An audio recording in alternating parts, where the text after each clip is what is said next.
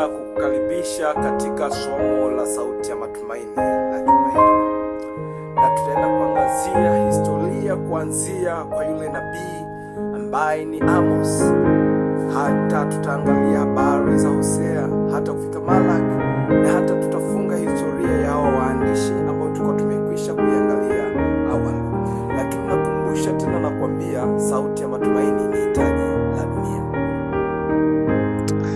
Naam, tukianza na Hosea, historia inamwelezeaje? Hosea ni nabii ambaye aliamriwa na Mungu kwa mwanamke kahaba Gomeri, na alipomwoa mwanamke huyu kahaba Gomeri akaenda akakaa naye, lakini huyu maisha ya ndoa yake alikuwa ni mfano wa historia au jinsi Israeli ilivyomwacha Mungu, kwa sababu huyu Gomeri alikuwa ni kahaba. Lakini kuna huyu Yoeli alikuwa ni nabii wa Yuda aliyetumia maafa ya nzige kuonya watu kuhusu siku ya Bwana. Lakini Amosi hakuwa nabii wa kusomea, alikuwa tu mfuga kondoo na mtunza mivumo au mkulima kutoka kijiji cha Tekoa. Alitumwa kukemea matajiri waliodhulumu hawa maskini. Lakini Obadia ni nabii aliyeandika ujumbe mfupi zaidi wa Agano la Kale, akihukumu taifa la Edom kwa kuwacheka Waisraeli walipovamiwa. Lakini Yona ni nabii ambaye historia watu wengi wanamfahamu, ni nabii wa mji alienda kutabiri katika mji wa Ninawi ambaye Mungu alimwagiza, lakini alikataa na kujaribu kukimbia, lakini mwisho wake akamezwa na samaki mkubwa kwa siku 3 kabla kwenda kutekeleza ule wajibu wake alioagizwa na Mungu katika Ninawi. Lakini Mika ni nani? Mika ni nabii wa vijijini aliyetetea haki za wanyonge na kutabiri kuwa Masihi Yesu angezaliwa Bethlehem. Lakini Nahum ni nani? Nahum ni nabii aliyetabiri kwa ushairi mzito kuhusu kuanguka na kuangamizwa kabisa kwa mji mkuu wa Waashuru, yaani Ninawi. Lakini Habakuki ni nabii aliyehoji, ni nabii aliyekuwa akimuuliza Mungu, kwa nini waovu wanaendelea wakati wenye haki wanateseka? Lakini tukiangalia kuhusu Sefania ni nabii mwenye asili ya kifalme, yaani huyu Sefania alikuwa ni kitukuu cha mfalme Hezekia aliyetabiri hukumu ya mataifa. Hagai na Zekaria, hawa ni manabii wawili waliorudi kutoka utumwani Babeli, ambao kazi yao kubwa ilikuwa kuwahimiza na kuwatia moyo Wayahudi kukamilisha ujenzi wa hekalu uliokuwa umesimama. Lakini Malaki ni nabii wa mwisho wa Agano la Kale na aliandika miaka 400 kabla Yesu Kristo kuja. Lakini huyu alikuwa alikemea sasa makuhani walioasi na kutabiri kuja kwa Eliya, Yohana Mbatizaji, yaani kabla ya ujio wa Masihi. Lakini kuna waandishi wa Agano Jipya. Waandishi wa Agano Jipya tunaye huyu Mathayo. Huyu Mathayo kabla hajaitwa kuwa mwanafunzi alikuwa ni mtoza ushuru. Yani alichukiwa sana na Wayahudi. Alionekana na usaliti na alionekana kama vile mnyang'anyi. Lakini kuna huyu hapa Marko, yeye alikuwa binamu wa Barnaba na msaidizi wa karibu wa mtume Petro na Paulo. Injili yake inaaminika kuwa ni kumbukumbu za mahubiri ya mtume Petro aliyekuwa akimhadithia. Huyu Marko aliandika kutokana na Petro alivyokuwa anasema huyu alikuwa anaandika Marko. Lakini Luka alikuwa ni daktari, yani tabibu, msomi na mtu wa mataifa. Alikuwa Yesu Myahudi, alikuwa msafiri mwenza wa mtume Paulo. Aliandika vitabu vyake kwa kufanya utafiti wa kina wa kihistoria, akimhoji kila aliyeshuhudia matukio kwa macho. Lakini Yohana aliandika Injili. Yohana aliandika Injili. Wasifu wake, alikuwa mvuvi wa samaki, tena alikuwa ni mdogo wake Yakobo, walioitwa wana wa radi kwa sababu ya ukaribu wao. Lakini kuna huyu hapa pia ambaye anaitwa Yohana wa Ufunuo, ambaye ni mwanafunzi aliyependwa na Yesu Kristo, na huyu alipewa mafunuo ya kitabu cha Ufunuo katika kizuizi kule kisiwani Patmo. Lakini kuna huyu mtume Paulo. Mtume Paulo jina lake la kwanza aliitwa Sauli. Alikuwa Farisayo, msomi bora na raia wa Rumi aliyewatesa na kuwaua Wakristo wa kwanza kwa bidii.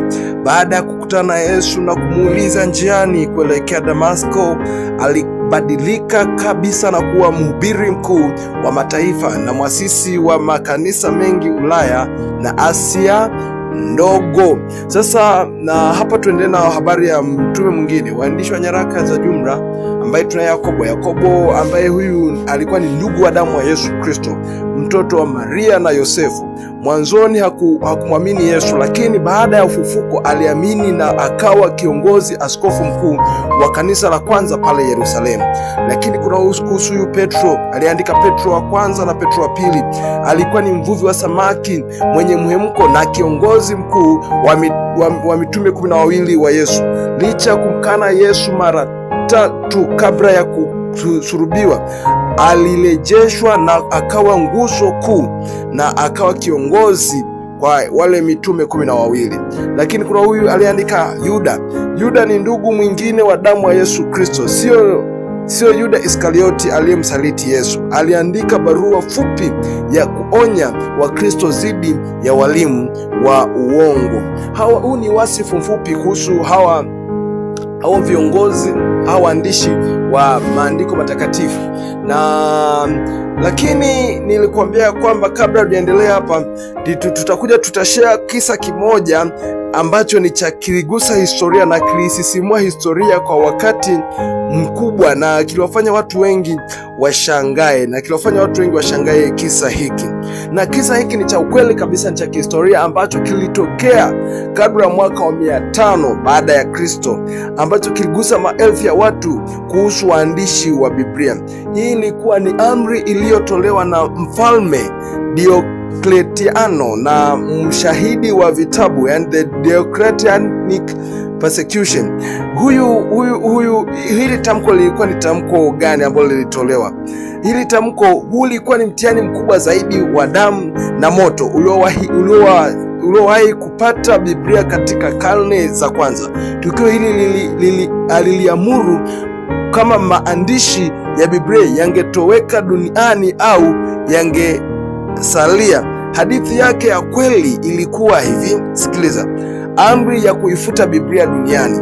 Mnamo tarehe 24 Februari mwaka 303 baada ya Kristo, mfalme wa dola ya Rumi Diocletiano, Emperor Diocletian, alitoa amri kati ya kifalme nchi nzima kwa lengo la kutokomeza Ukristo kabisa. Tofauti na mateso ya nyuma yaliyolenga kuua watu tu, safari hii mfalme aligundua siri ya nguvu ya Wakristo, yaani ilikuwa ni maandiko matakatifu. Makanisa yote yalibomolewa hadi chini. Vitabu vyote na maandiko matakatifu vikakusanywa na kuchomwa moto hadharani. Mkristo yote atakayepatikana ameficha nakala ya Injili au barua za mitume atauawa kwa kuteswa vibaya sana. Mguso wa maelfu watu na mtihani wa imani. Maafisa wa Kirumi walipita nyumba kwa nyumba, mji hadi mji, wakisaka vitabu.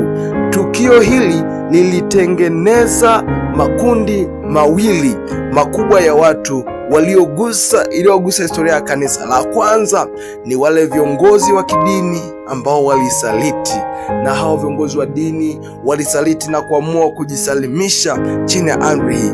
Lakini kuna hili hapa kundi la pili ambalo wenyewe hawakuamua kulikili neno la mfalme. Makundi yalikuwa ni mawili, yaani kundi la kwanza walikubali kuitii amri ya mfalme, lakini kundi la pili walikataa kabisa hawatatii amri hii, na hawa ambao waliamua kuitii waliitwa traitors, yani waliwasaliti viongozi walioamua kujisalimisha kabisa.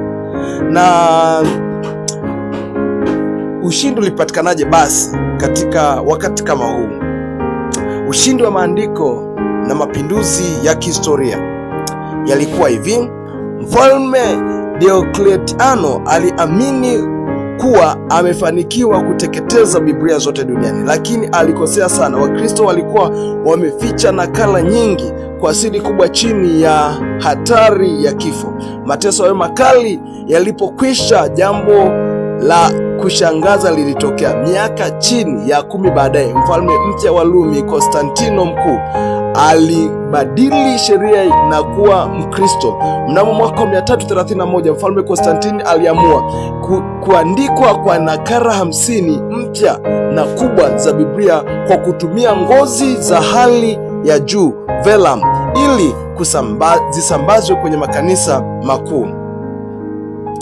Na inasemekana ile Biblia na zilionekana kuwa zilikuwa na usahihi asilimia zote, jinsi ilivyogusa historia ya Biblia. Tukio hili linathibitisha maelfu ya watu wa zama hizo kuwa Biblia ilikuwa na ulinzi wa kiungu. Licha ya nguvu zote za kijeshi za dola ya Rumi kujaribu kuiteketeza Biblia, ilisalia salama. Zaidi ya hayo, mateso haya yalifanya viongozi wa kanisa kukaa haraka kwenye mabaraza kama baraza la Hippo na Carthage kabla ya mwaka wa 500 baada ya Kristo, ili kuweka orodha rasmi ya vitabu vyote vya Biblia.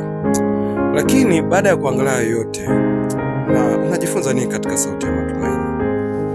Natamani katika video hii nizungumze nawe maneno machache. Wenda umekuwa unafuatilia vipindi vya Sauti ya Matumaini kuanzia mwanzo hadi mwisho, lakini katika hizi dakika 4 zilizobakia, naomba nikutie moyo kwamba katika kila hali ambayo unapitia na katika kila hali ulionayo, haimaanishi kwamba Mungu amesahau kuhusu wewe. Unaweza kujiona ni mtu wa kukataliwa, uoni tena kama una thamani. Naomba nikutie moyo tu, licha ya kwamba unapitia hali kama hiyo, bado kuna tumaini. Ikiwa yuko Mungu ambaye hawezi kusahau viumbe vyake, basi hawezi kusahau hata kuhusu wewe. Ni tumaini ya kwamba si mimi nayeleta tumaini kwenye moyo wako, wala si mwingine, lakini yupo Mungu anayekumbuka viumbe vyake. Unapokuwa unasikiliza vipindi hivi, najua tumeanza kujifunza historia na baadaye tutaenda katika masomo mazito, masomo magumu ambayo yatakuwa yanagusa mioyo ya watu kwa kina sana. Nimeanza tu ni kila mmoja afahamu hii historia ya Biblia, afahamu historia ya vitabu vitakatifu, na kila mmoja afahamu uvuvio na nguvu ya neno hili la Mungu. Na hata umeangalia historia kidogo ya huyu mfalme wa Rumi ambaye alijaribu kuondoa neno. Isingewezekana. Kwa nini isingewezekana? Ni kwa sababu neno la Mungu halijatunzwa kwa nguvu ya mwanadamu, na sio kwa sababu ya wale viongozi kwamba walikuwa ni waaminifu sana, sio kwamba walikuwa ni waadilifu sana. Hapana, ni nguvu ya kiungu ambayo ilihifadhi lile neno likapita kwa wakati wote. Inamaanisha hata kama wangekataa kuwa waaminifu, lakini bado neno lingehifadhiwa. Natamani ujue kwanza nguvu ya uvuvio wa neno la Mungu, na imepitia katika nyakati zipi, hata limehifadhiwa kwa namna ipi, ili anayezungumza katika hayo maandiko azungumze na moyo wako, alete badiliko katika moyo wako. Wengi wanapinga, wengi hawaamini habari za Mungu, lakini walisia ni kwamba licha ya kwamba watu wanakataa uwepo wa Mungu, lakini kifo ni halisi na tuliumbwa ni halisi, na hakika siku zetu zimewekwa katika nini? Katika hesabu. Nipo nazungumza na wewe uliyekata tamaa. Hakuna haja ya kukata tamaa ikiwa bado yeye aliyetuumba anaishi. Hakuna haja ya kukata tamaa ikiwa bado yeye anayejali kuhusu sisi anatupa mahitaji ya kila siku. Najua kuna wengine wanalalamika ya kwamba hawana viatu vya kuvaa, lakini kumbuka, unavyolalamika hauna viatu vya kuvaa, kuna mtu hana miguu ili avae viatu. Kuna wengine wanalalamika ya kwamba watu hawawasikilizi, watu hawana walaumu mara zote, lakini unapolalamika hivyo, kumbuka kuna watu hawawezi kuongea. Unapolalamika hivyo, kuna watu hawawezi wakasikia kama unavyosikia katika wakati huu. Kuna wengine wanalalamika ya kwamba chakula jana nimekula chakula sio kizuri, lakini unapolalamika chakula ambacho kipo mezani, kumbuka kuna watu wanalalamika, kuna watu hawana chakula. Wewe unalalamika kwamba nguo zako sio nzuri, lakini kuna watu ambao hawana nguo za kuvaa. Hebu jaribu kufikiria hicho ulicho nacho, halafu jifunze kwanza kushukuru. Katika Sauti ya Matumaini natamani tujifunze vitu vingi. Natamani jifunze na wewe mpendwa. Natamani Sauti ya Matumaini ibadilishe mtazamo wako wa maisha na kuona maisha yako yana thamani tena. Uache kuishi maisha ya kukata tamaa, ujihesabu tena kuwa wewe una thamani na unaweza ukafanya jambo tena katika maisha yako. Nazungumza na wewe, sizungumzi na jirani yako, nazungumza na unaitazama. Mungu akusaidie katika sauti